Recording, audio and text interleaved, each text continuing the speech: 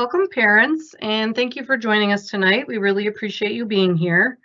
We are here this evening for the presentation regarding modular buildings that will be added to Ottawa for the 23-24 school year to house some of our fifth grade students.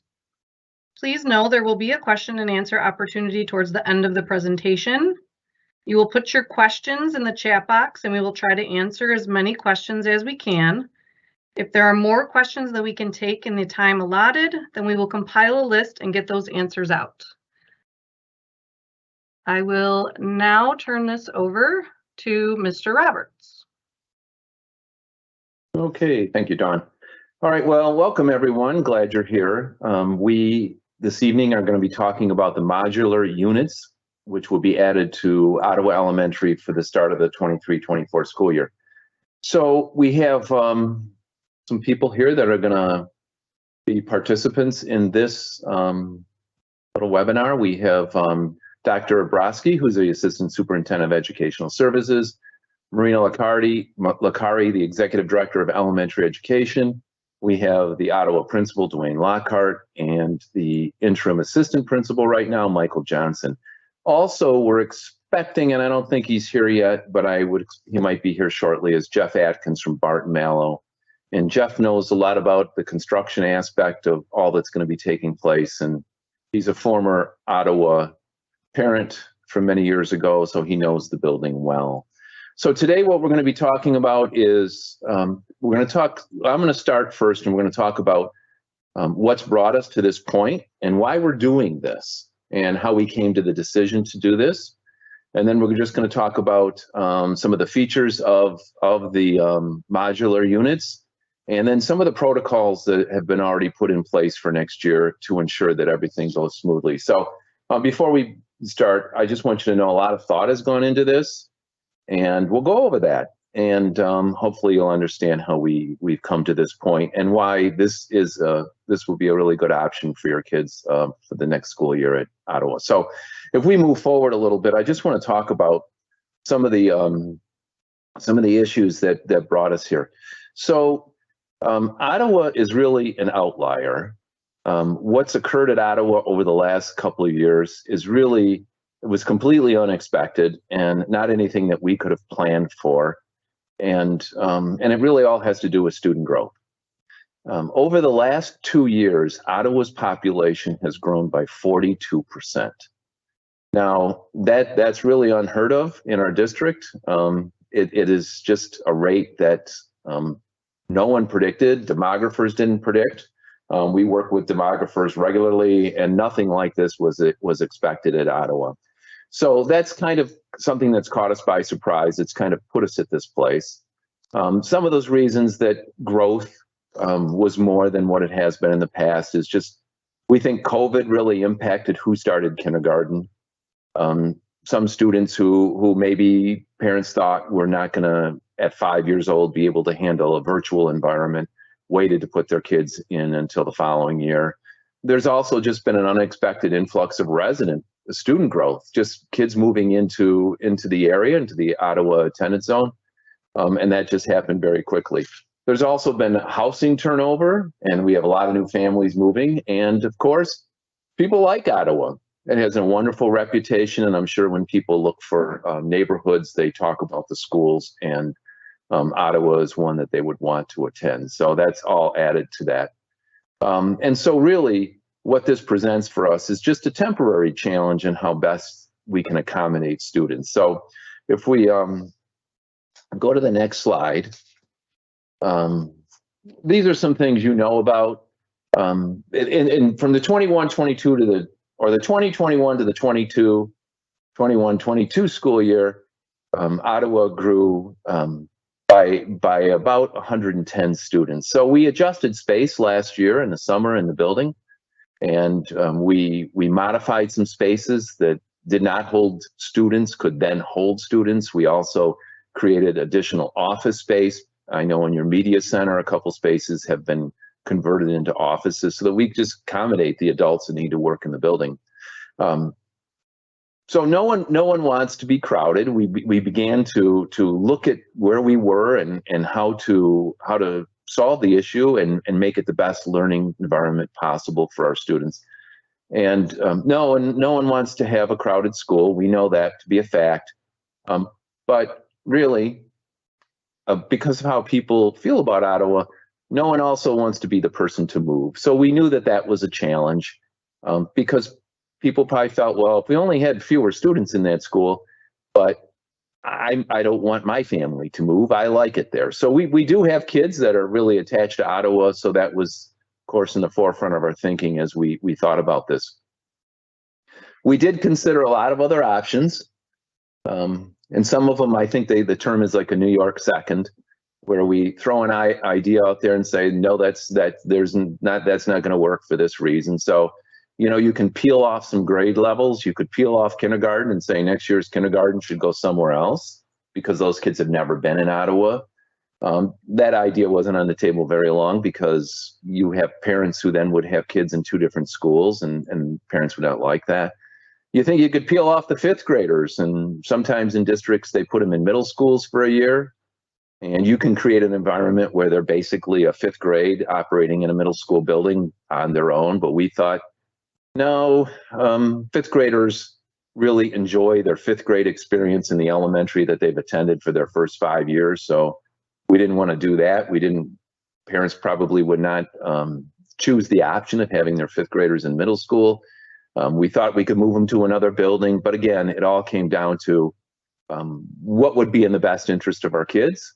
And generally, when you do things in the best interest of kids, you also do things in the best interest of parents. So we finally decided that the way to go would be to add the modular units. We've heard the idea that maybe we should add permanent classroom space, and I would not say that's off the table, but nothing is really on the table right now, long run, because we have some work to do before we make those decisions. But we could never have had new classrooms built for the start of this next school year. So we really thought that the best way to address this issue was to install the modular units. That way we could keep all kids who attend Ottawa in their home school, of course, making them happy, because that's where kids want to be, and then also not creating any hardships for our parents. So that's how we came to say that the best thing to do was to put in the modular units, which we expect to only be temporary as we kind of analyze where we are now and where we think we might be in a few years. So if we go to the next slide, this is just, go back. Maybe you were already at the next slide and I didn't realize it. So in the coming year, we're going to be working with demographers and just looking at population trends and if school boundary changes are needed. And that would not only include Ottawa, but it include, across our whole district, because things have changed. Areas that once grew very rapidly are not growing now. They're more stable, and some are in a slight decline. And then we have places that are increasing in numbers. So we need to look at what demographers will say about where our kids are going to be, how many we're going to have, and where they're going to live, so that we can make good decisions going forward that will last, well into the future of our school district. So there we are. In the meantime, we're going to be adding the modular classrooms on the south side of the building, and I think what you're going to find tonight is these are really nice spaces, and the kids will enjoy being there. And I think what I'm going to do right now, in fact, I know what I'm going to do right now, is we're going to kind of go into a little bit more of what's to come with these modular units, and I'm going to turn it over to Dr. Brodsky. Don? Thank you, Mr. Roberts. If you can change the slide, please, Don. The new modular classrooms will include the following: 2 classrooms with a vestibule entrance and windows. Doors will have a security swipe to enter. The heating and cooling systems will be separate from the main building. All the things that will be typically found in a classroom, including Wi-Fi, smart boards, and laptops, will be in the modular classrooms. The emergency blue pulse system and the PA will be connected to the building system along with the phones. Fire extinguishers and first aid kits, bottled drinking water will be available in both classrooms. Later, you'll see a diagram and a photo of the configuration. Change, please. Safety will continue to be a priority in the modular classrooms. And so in keeping with building procedures, students and staff will have regular safety drills. They'll be practicing them. Classroom doors will remain locked and teachers can see who is at the door. The same equipment and security features will allow for hold, secure, lockdown, or shelter in place if necessary. Modular classrooms are an extension of the school, making an interconnected campus. The modular building will be under video surveillance, will be fenced around the perimeter, and will have a full-time dedicated lead security officer on post. Now I'll turn it over to Ms. Licari, who'll talk to you about daily protocols that will be in place for your children when they're in the modular classrooms. Marina? Thank you, Dr. Broski. So as Dr. Broski mentioned, obviously we have safety protocols that will be in place as we do in all of our school buildings across the district, but we also had to work as a team, work as a staff at Ottawa to determine what will be the daily protocols for this unique setting or the modular classrooms that will be housed on the Ottawa campus. So Mr. Lockhart, Mr. Johnson, and many of the staff members in the building have spent some time reviewing those daily protocols and establishing them so that they have a plan in place for the beginning of the school year. So one thing that our students and parents, you will notice, is that the protocols will be consistent and they will really be aligned with the rest of the school building. Students in our 5th grade will enter the school building like they normally would have through the main entrance. And because our 5th graders do have specials first, they will then have an opportunity to start their day in the main building, but then proceed directly to the given special for the day. That might be gym, it could be art, and it could be one of the other 2 specials that we offer. But nonetheless, they will begin by entering through the main door and proceeding to their special. As far as the rest of the school day, our students are usually walked from special to classroom. So once their special is complete, they will be walked to their modular classroom if their classroom is in the modular building, and they will be accompanied by their teacher. Before they do have an opportunity to get to the classroom to begin their academic portion of the school day, there will be an embedded bathroom break so that all students get that opportunity within the first hour of school to use the restroom as needed. So as the day progresses, obviously learning will take place in that modular classroom or one of the 2 modular classrooms, and students will have embedded breaks throughout that time in which they can obviously have their scheduled academic time, time for snack, time for recess, and also everyone's favorite time, which is lunchtime.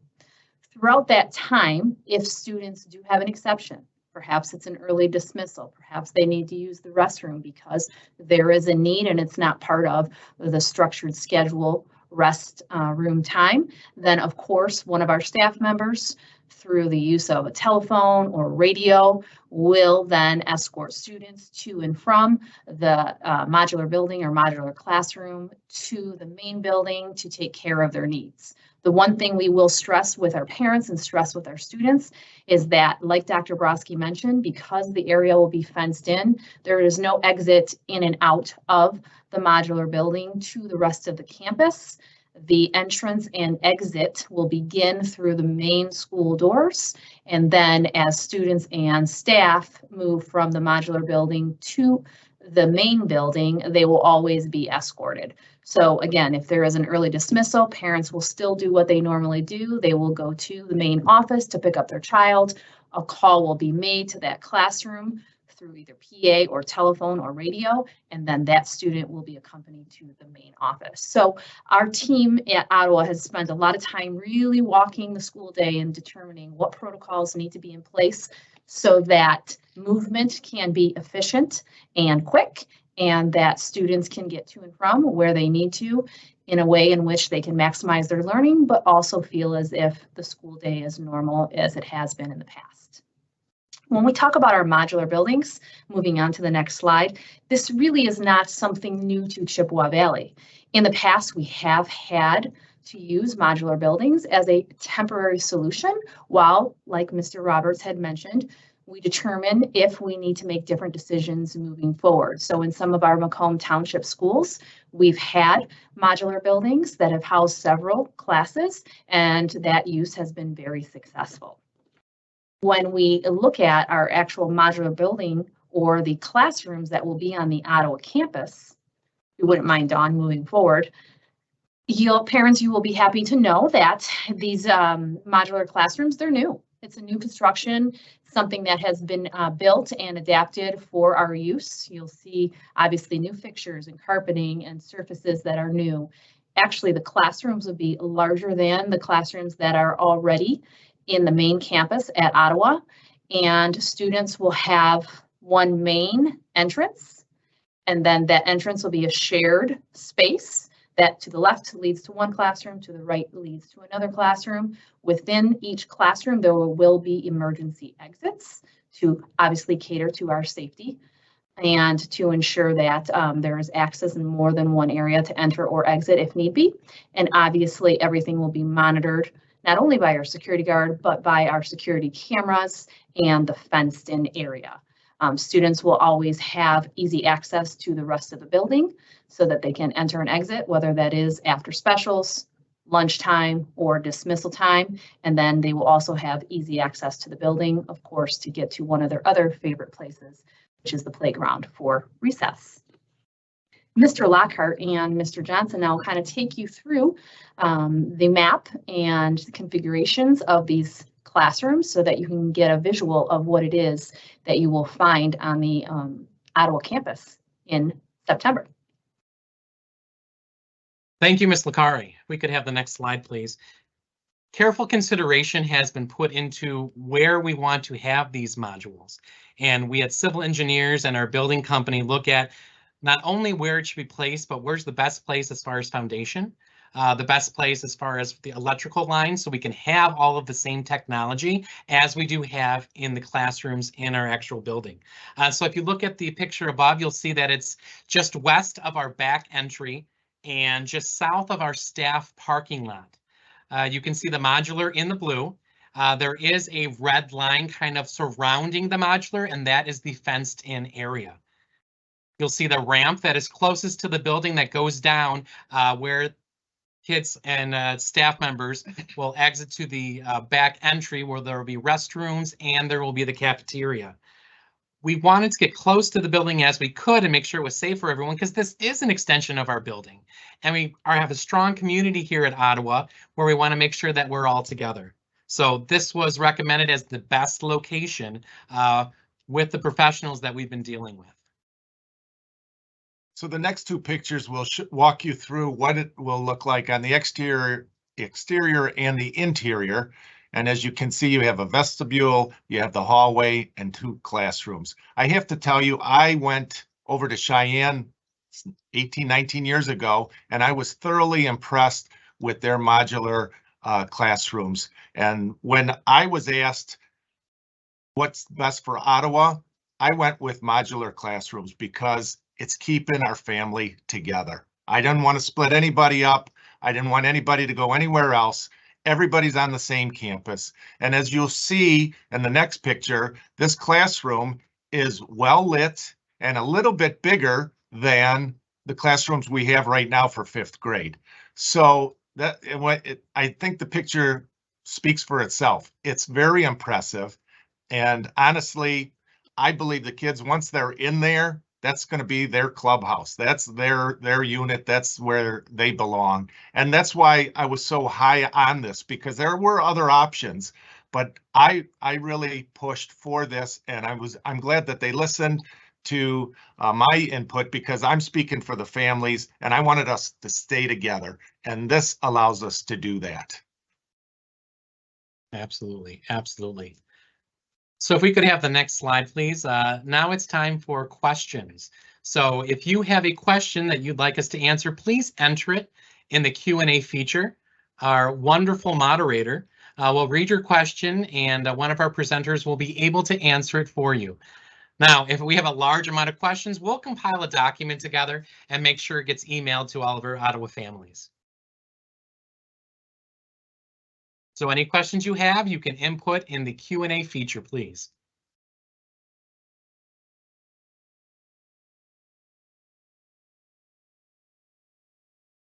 And if I could introduce Mr. Johnson, I was out of the country for about 5 days and he stepped in for me. And now he's been splitting his time between 3 buildings, and really appreciate his help in the district, and just appreciate him coming tonight. And we run things by the teachers and ourselves, trying to come up with the best plan for this. And we feel like we're going to make this work, and it's going to work out very, very well for everyone. Thank you, Mr. Lockhart. It's been a great opportunity to be here with the Ottawa families. Families have been so courteous and so welcoming, and the kids are great here. So I've really enjoyed my time here, and it's kind of sad to see the end of the year come, but excited for the kids. Excited for the kids. Okay, now you've made me feel like I'm watching a talk show right now. So it was like You know Kelly what? and I don't Mark have to there. sell anything, because I'm honestly into this 100%. So that's the way I feel, and hopefully that's the way I carried myself through this, because I really believe in this, keeping us all together. Yeah. Dawn, can you tell if anyone is typing anything right now? Yep, the first question just came in. Okay. The first question says, how are you determining who goes into the modular classrooms? Wow. Basic.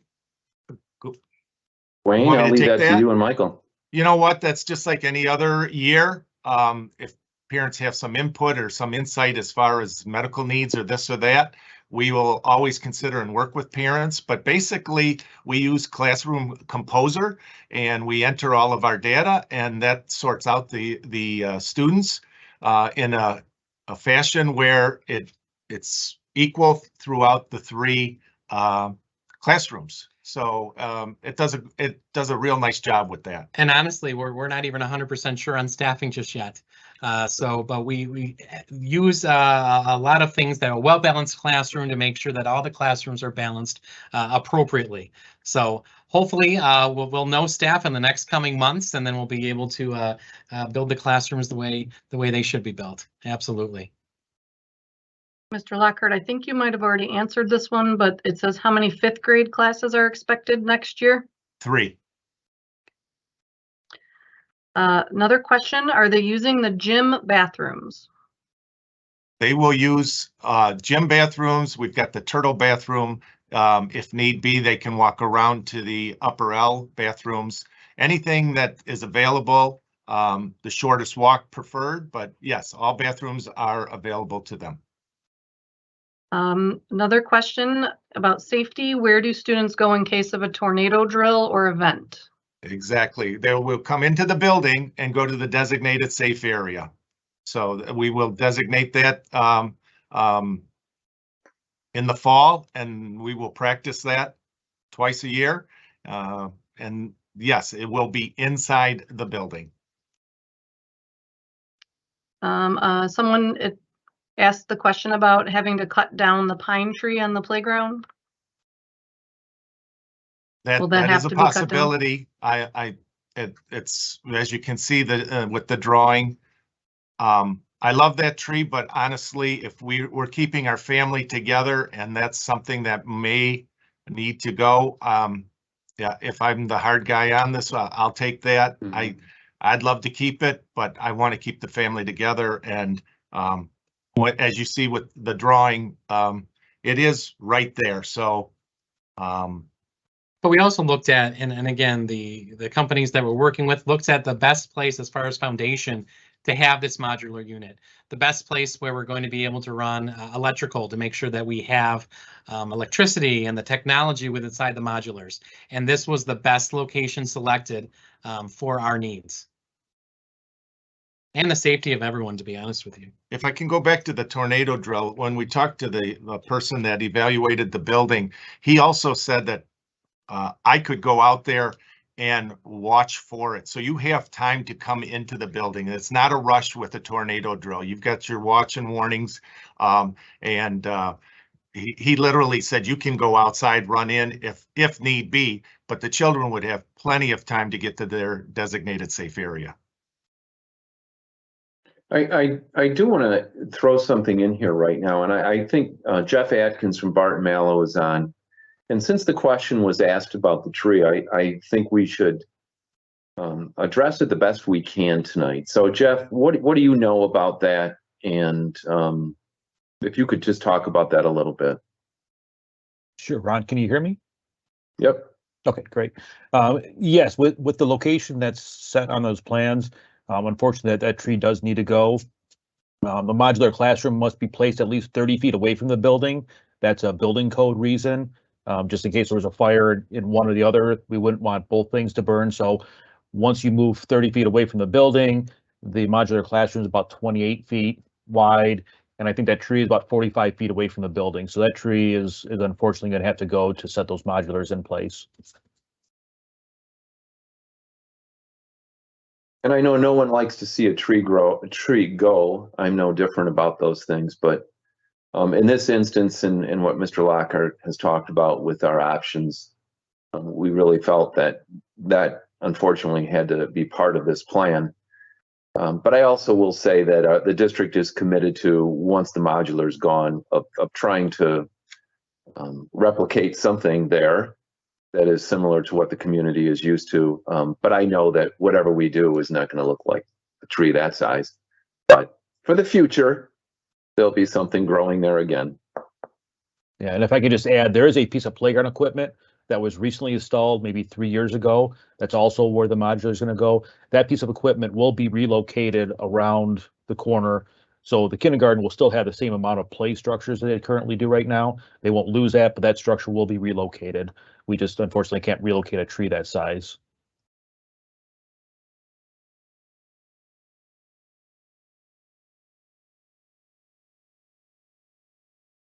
I believe there is a next question. If you wouldn't mind, Dawn, I can read that. I think it pertains to the previous question about tornado drills. So if I do have this wrong, please feel free to go back into the chat to add more information so that we can answer your question. But the question is, isn't there room for these two classes of kids, or if rather there isn't room for these two classes of kids during the day, how is there room during an emergency?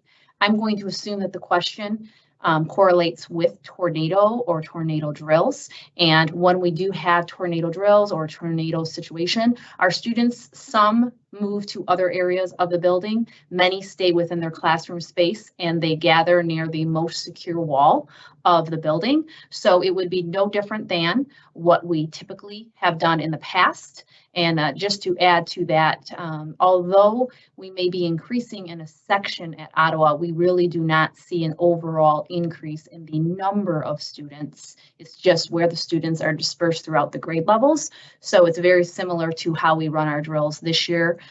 Will be the same next year, just with the difference that during a tornado drill or practice, we will have to move the kids into the most secure wall or space in the building. And typically that includes a large space like our gym or cafeteria, which are large spaces that can house well over 100, if not 150 students.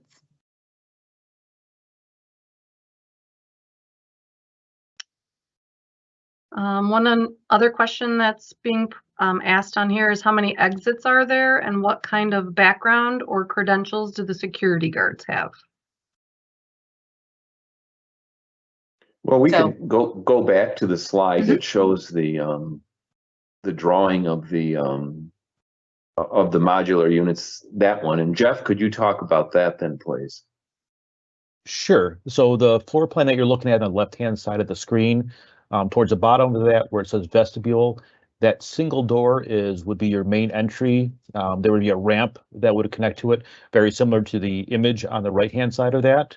But then on the back of the classrooms, there's an exit door that would have a set of steps leading out of there. So in case of emergency, if there ever was a fire or an intruder, there would be a second means of egress out of those modular classrooms if necessary. So while those back doors probably would not be used on a regular basis, they would be available.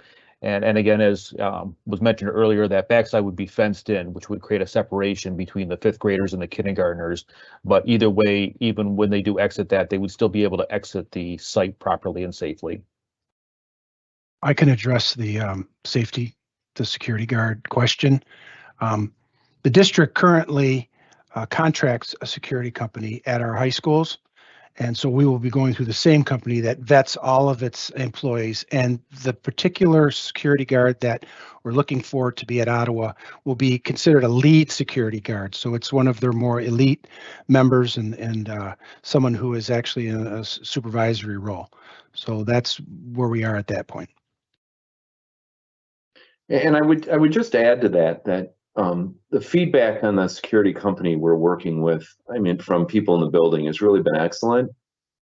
We have them at both our high schools, and the International Academy also has one, and they really become part of the school community. And I really have high expectations for that we will have a quality person there who is interested in being a part of the school community and just not someone hanging out, someone that will work hard for the in the best interest of our students and staff. So I think that will work out well, at least what we can tell so far with the track record with our current company. There are a few questions in regards to the kindergartners and the playground area.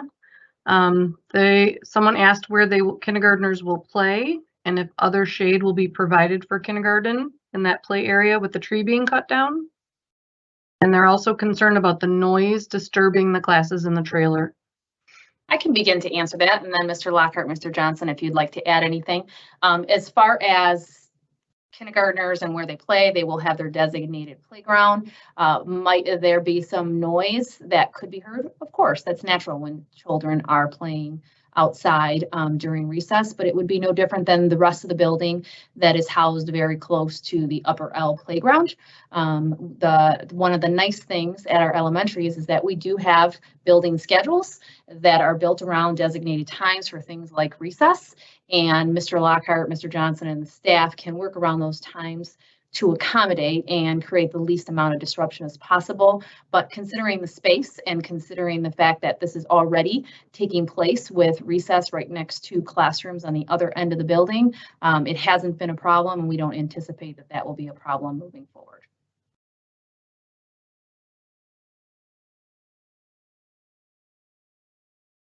I'm not sure on there was the shade for the students portion of that question, and I'll start on that, and if Mr. Lockhart or Mr. Johnson have anything to add, they can add. To be honest with you, our playgrounds and our kindergarten playgrounds in our schools really have no trees. There are very few places. If you go around our district, whether you're in the north end buildings and south end buildings, there really isn't shade. Generally because kids like to run around and play on the equipment. And Michigan has a very short warm season while kids are in school. But if that becomes an issue and they need a shady spot, then we can certainly look into doing something out there that could provide that. There are canopies that we could purchase or something like that if we determine that the kids like to be in the shade during their playtime outside. I do know that it's pretty structured in schools, much more structured than when I was a principal, and their time on playgrounds is less than what we were used to be allowed to give them. So generally the kids want to run and go on slides and swings, but if it's hot and we determine that they need something out there for a cool spot, we'll figure that out.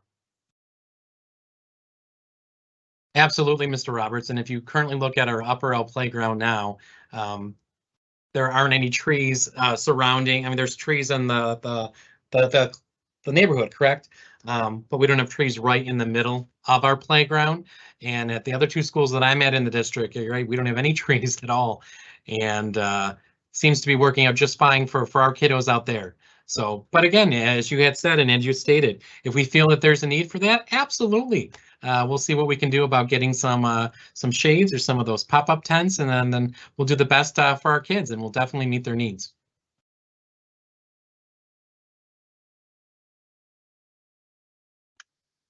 Another question about the bathrooms. They're concerned that there isn't enough bathrooms for the two classes with the rest of the school at the same time. The question is there a standard number of bathrooms per student that need to be allotted for? Is there an option to have bathrooms in the modular? I think kind of some of the question sounds a bit like state code in a way to me, with a required number of bathrooms. And I think Mr. Atkins might be best to address that. And I know you're familiar with the Ottawa building anyways. So Jeff? Yeah, you currently meet the number requirement. While I agree it's maybe not as convenient for the fifth graders to be on the opposite side of the building, but just the overall number that you do have currently is adequate. The second part of the question is, could toilet rooms be added to the modulars? Yes, anything is possible down the road. I guess if it's determined after using these for a couple of months that it's just not working out, we definitely could make some adaptations to these modulars to add restrooms in the future. That's not out of the question. But right now you do meet code with what you're going to do and move forward. And I think there's a plan to work with it, and then we'll adjust if necessary. I think also, Marina, do you want to kind of address just what you've been talking about with the building administration as far as timing of bathroom things and that? Because I know that even in buildings with a lot of the bathrooms, most of the time they're sitting vacant most of the day, and there are certain times bathrooms get used in mass. Teachers kind of take their kids at prescribed time. So if you want to talk about that. Yes, absolutely. And I think what's most important for all parents to know is no one's ever going to be denied the opportunity to use the restroom. Just like in a traditional classroom within a school building, most of our classrooms, and even at Ottawa, do not have a restroom in the classroom. We only have very few at Ottawa that do. So this is a natural process that teachers have embedded times throughout the day in which they have classroom breaks, kind of serves as a brain break, an opportunity to get up and move and visit the restroom if needed. Of course, there are going to be exceptions to that, and students may have a need throughout the day, and they're never going to be told no.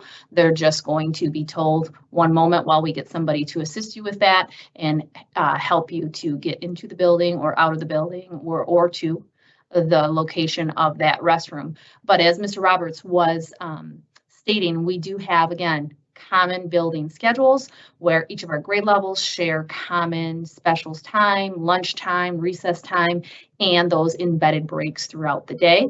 So our teachers are well accustomed to that process. They know that they have these times and these schedules, and they do, like they do right now at Ottawa with their third grade or their fourth grade or their fifth grade students, take that opportunity to take a break, go to the restrooms, have the opportunity to use, if they need to, perhaps get water if they need to, just walk around and get that break time and then return back to their learning, and that will continue.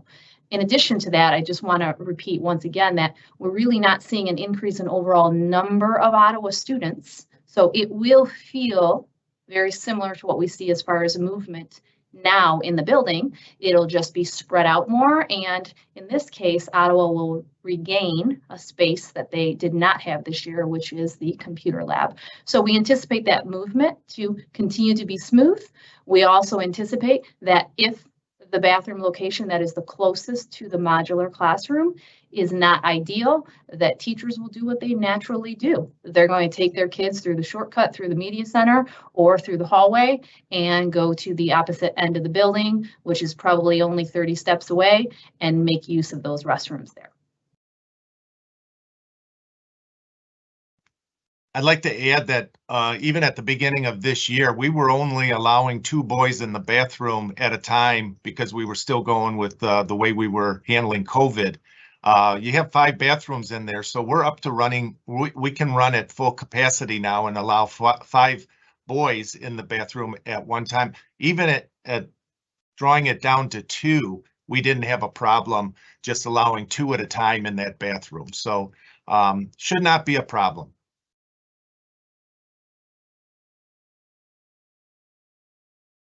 Okay, Mr. Atkins, this might be a question for you. It's asked, what type of ventilation do the modular classrooms have?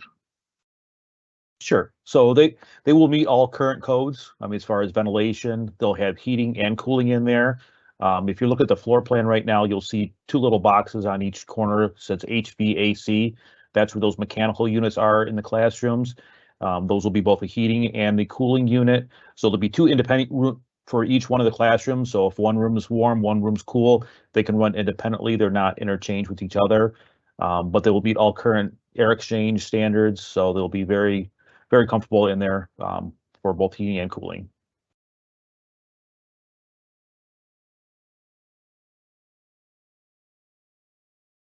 Another question that was asked is about video surveillance. Will there be any outside or inside video surveillance for safety purposes? Absolutely. sure. We've installed additional cameras in outside of our building that will be able to monitor the area of the modular.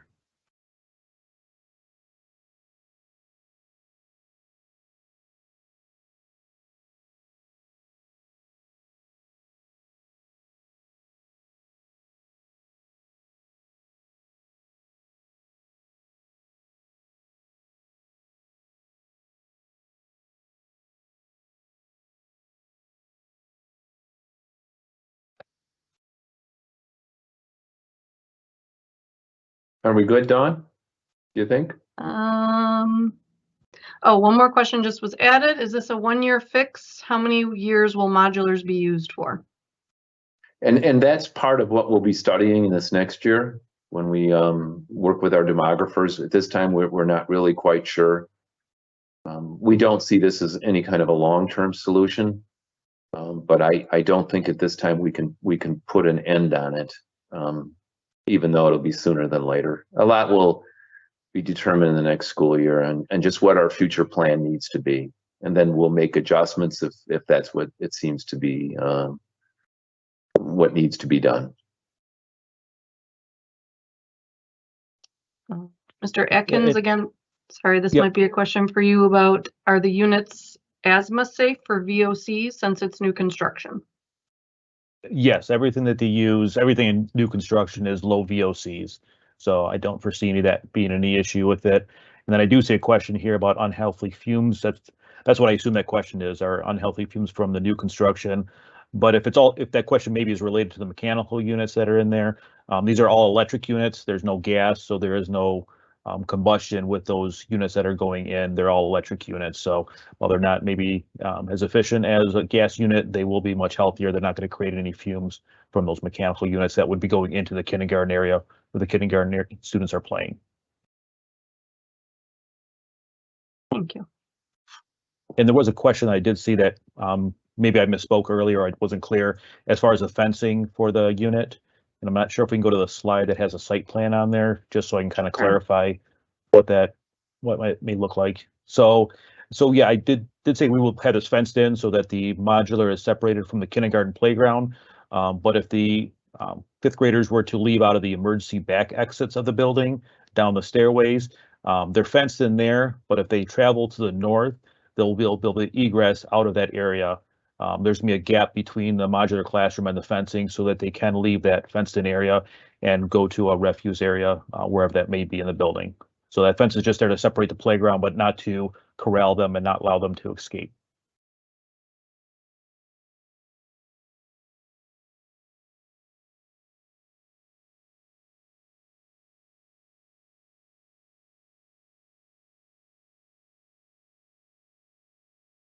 Okay, that is all the questions we have right now.